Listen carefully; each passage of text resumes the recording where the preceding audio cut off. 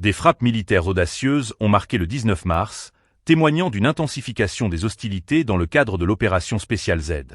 Les forces armées ukrainiennes ont ciblé un dépôt pétrolier à Kropotkin, dans le territoire de Krasnodar, révélant ainsi une stratégie offensive audacieuse qui vise à perturber les infrastructures logistiques russes. Pendant ce temps, un drone Gerani 2 a effectué une mission de reconnaissance en survolant une installation ukrainienne à Vasilkovka, près de Kiev, soulignant l'importance de la surveillance aérienne dans ce conflit. Sur le front, l'artillerie a également été mise à contribution.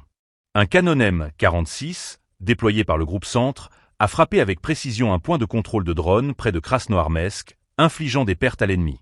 De plus, un système Grad de la 25e armée a ouvert le feu sur une concentration d'ennemis près de Kupiansk, démontrant l'engagement des forces russes à maintenir la pression sur leurs adversaires.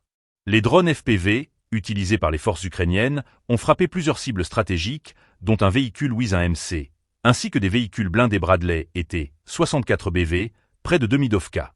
Ces attaques ciblées montrent l'évolution des tactiques militaires, où des frappes précises peuvent infliger des dommages significatifs aux capacités adverses. Chaque opération du 19 mars contribue à redéfinir le paysage militaire de la région. Les pertes ukrainiennes et russes témoignent de l'intensité des combats, chaque camp cherchant à prendre l'initiative.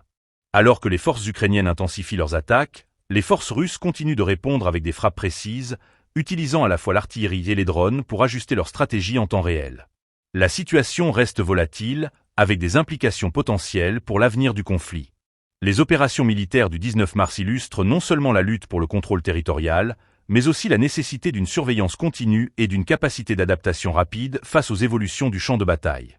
Chaque mouvement est crucial, et les jours à venir pourraient être déterminants pour le sort des opérations militaires dans la région.